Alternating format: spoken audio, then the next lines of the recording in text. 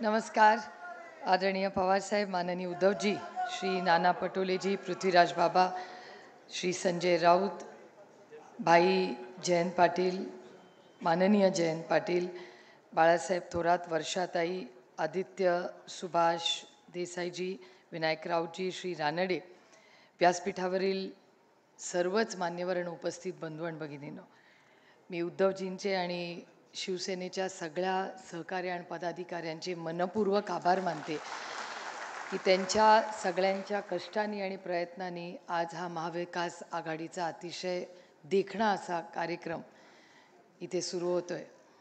आणि जाहीरपणे मी माननीय उद्धवजी, माननीय सोनियाजी, राहुलजी यांचे मनपूर्वक आभार मानते की लोकसभेला पूर्ण ताकदीने आपण सगळ्यांनी जी मदत आम्हाला सगळ्यांना केली, आम्ही सगळे जे निवडून आलो ह्याच्यात प्रत्येक पक्षाचा खूप मोठं योगदान आहे. आणि आज जेव्हा पार्लमेंटमध्ये आम्ही बसतो, आज वर्षाताई पहिल्यांदाच निवडून आल्या, त्याच्यामुळे त्यांचं भाग्य की वर्षाताई तुम्ही आमच्या काळात तिथे नव्हता, कारण ह्या बाजूनी कुणाला घोषणा द्यायची फार सवय नव्हती, पण सगळ्यात मोठा आवाज महाविकास आघाडीकडून आज संसदेत असतो तो वर्षाताईंचा असतो आणि जोरात असतो. ही आमच्यासाठी एक खूप कौतुकाची आणि अभिमानाची गोष्ट आहे. याचबरोबर जेव्हा संसदेतलं वातावरण, अनेक वेळा पत्रकार मला विचारतात दिल्ली कशी आहे, म्हणलं दिल्ली में हवा बहुत बदल चुकी है.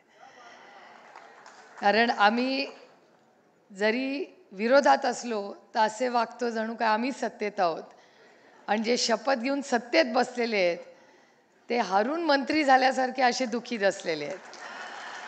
त्यामुळे दिल्लीतलं वातावरण खूप बदललेलं आहे. आता आपल्याला महाराष्ट्रामधलं वातावरण बदलायचं आहे, आणि नुसतं वातावरण नाही, सरकार बदलायचं आहे. ही मोठी जबाबदारी आपल्याला सगळ्यांना इथून घ्यायची आहे. उद्धवजींच्या आणि माननीय जयंतरावांच्या भाषणामध्ये पुढची दिशा ही आघाडीची काय असेल, जागा वाटप, ह्या सगळ्याबद्दल त्या दोघांनी आपल्याला मार्गदर्शन केले. मी कार्यकर्त्यांच्या मनातला एक विचार आपल्या सगळ्यांना, आणि आता नानाही आलेले आहेत, मी विनम्र विनंती करीन सगळ्या कार्यकर्त्यांच्या आणि पदाधिकाऱ्यांच्या वतीने की तुम्ही जो काही निर्णय, कुणाला जे तिकीट द्यायचं आहे ते द्या, पण लवकरात लवकर ते अनाऊन्समेंट करा. कारण आज प्रचंड उत्सुकता आहे, प्रत्येकाला काम करायचं आहे. सगळ्यांच्या यात्रा सुरू झालेल्या आहेत, यात्रांना अतिशय अपेक्षेपेक्षा जास्त रिस्पॉन्स येतो. आणि मला खरं तर विचाराल तर आपले जेव्हा एवढ्या मोठ्या संख्येने निवडून आले, मला ज्या दिवशी मी आणि अमोलदादा निवडून आलो, आमच्या सीट काही प्लसमध्ये धरल्या नव्हत्या, त्याच्यामुळे सगळ्यात जास्त संघर्षात, आणि माझं म्हणजे त्या सगळ्या भगिनींमध्ये ह्या भगिनीवर सगळ्यात जास्त विशेष प्रेम असल्यामुळे माझ्याकडे सगळ्यांचंच जास्त लक्ष होतं. आणि जेव्हा त्याच्यावर बोलणार आहे मी, पण त्या सगळ्या ज्या पद्धतीने मतदान झालं त्यामध्ये सगळ्यात मोठं म्हणजे आमच्याकडे तर खासदार, आमदार, कारखाना म्हणजे साखर कारखाना, दूध संघ, सोसायटी, सरपंच, ग्रामपंचायत सगळी गेली होती, काहीच राहिलं नव्हतं. म्हणजे मी आणि अमोलदादा एकामेकाला फोन करून म्हणायचं आता काय करायचं, ते म्हणले आता काय करायचं. असं करत करत आम्ही दोघांनी प्रचार केला.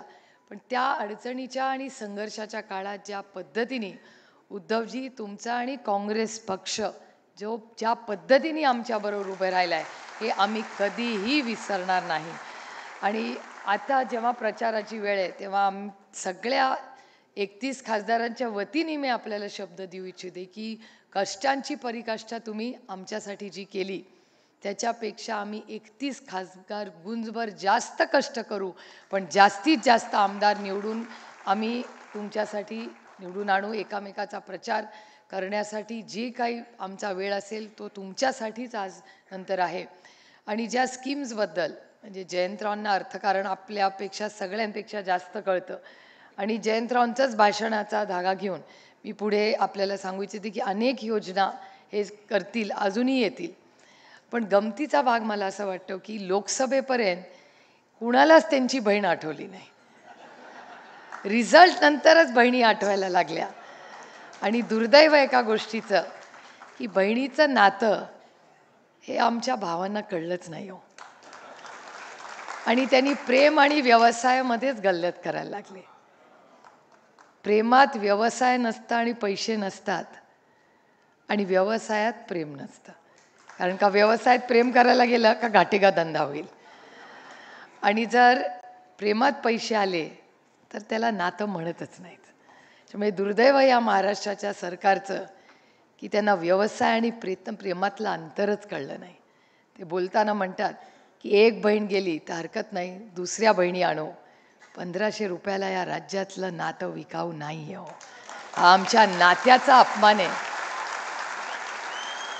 निरागस असणारं बहीण भावाचं जे प्रेम असतं त्याला किंमत लावायचं पाप या महाराष्ट्राच्या सरकारने केलेलं आहे.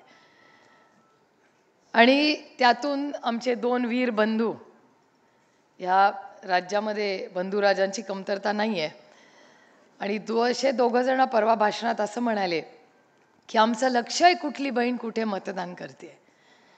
आणि एक जण नाही, दोघं म्हणलेत. म्हणले कधीतरी पोटातलं हे ओठात येतच, आणि सत्य कधीच लपवता येत नाही. आणि त्याच्यामुळे 2 जण असं म्हणाले की काळजी करू नका, आमचं लक्ष आहे तुमच्यावर. 1500 रुपये आज 3000 नाही, 5 नाही, 10,000 देतील, पण ऑक्टोबरच्या इलेक्शन नंतर मी तुमचाच भाऊ आहे. जसे 10,000 रुपये दिले तसे परत घ्यायची ही ताकद माझ्यामध्ये आहे. आणि दुसरा म्हणतो की मी लिस्ट, आता मला हे माहितीच नव्हतं की महाराष्ट्रामध्ये लिस्ट रिव्ह्यू होणार आहे बहिणींची. म्हणजे पहिलं नातं जोडलं, नंतर मतदान चेक करणार, आणि नंतर चेक करणार की नातं आहे का नाही.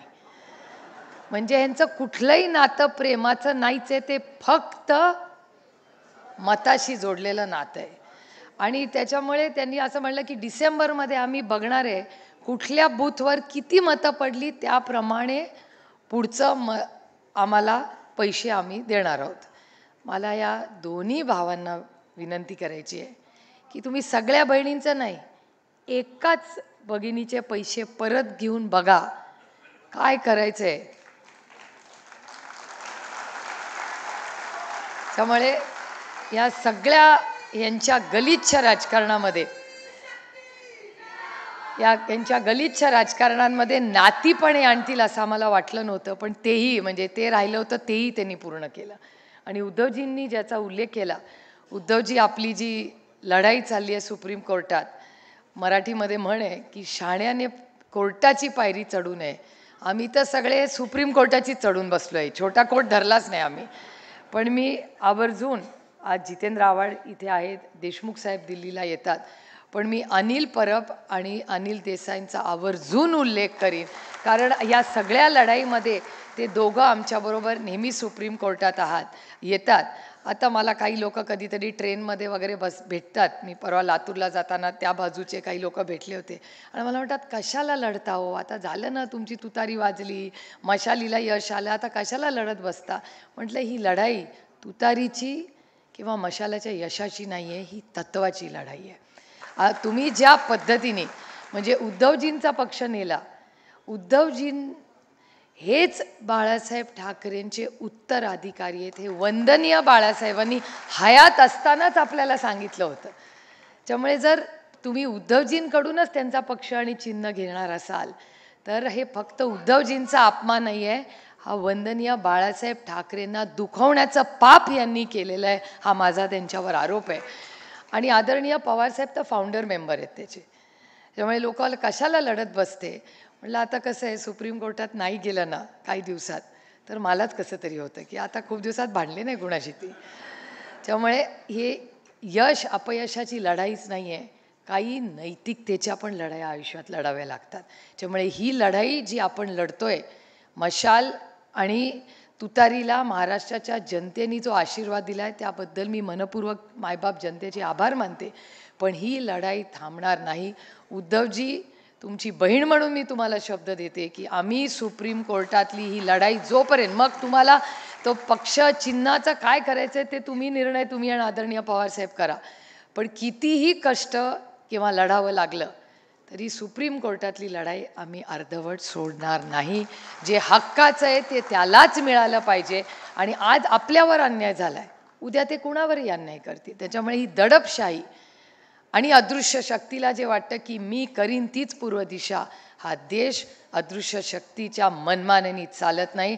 हा देश संविधानानेच चालणार आणि त्याच संविधानाच्या चौकटीत राहून हा देशासाठी आपण सगळे एकत्र लढूया. आणि बरीच भाषणं आहेत, त्याच्यामुळे मी आपला फार वेळ घेणार नाही. पण आज इथे आल्यानंतर महाविकास आघाडीच्या प्रचाराचा नारळ फोडणार असं सकाळपासून बातम्या चालल्या आहेत. आणि जो मनाचा मोठेपणा, उद्धवजींचं मन किती मोठं आहे हे त्यांच्यावर काम करताना फार जवळून आम्ही पाहिलेलं आहे. आणि कोविडच्याही काळामध्ये एक मोठा भाऊ म्हणून त्यांनी जी साथ ही सगळ्यांना आपल्याला दिली, याबद्दल महाराष्ट्र हे ऋण मी म्हणणार नाही, पण हे जे प्रेमाचं खरं नातं आहे हे कधीच विसरणार नाही. काँग्रेस आणि राष्ट्रवादी काँग्रेस आम्ही अनेक वर्षे एकत्र काम केल्यामुळे ताटातलं वाटीत आणि वाटीतलं ताटात, त्यामुळे आम्ही सगळ्यांनी खूप चांगलं काम केलं आहे, पण एकत्र काम केलं आहे. त्याच्यात दोघांचेही सहकार्याचं आणि पदाधिकाऱ्यांचं कौतुक केलं पाहिजे. पण सेना ही काही वेगळी आहे असं कधीच आम्हाला वाटलं नाही. जेव्हा आपण एकत्र 2.5 वर्ष काम केलं तेव्हा एक खूप खेळीमेळीच्या वातावरणात, विश्वासाच्या वातावरणात जे महाविकास आघाडीचं काम केलं तेच पुढची 5 वर्ष आपल्याला करायचे आहेत.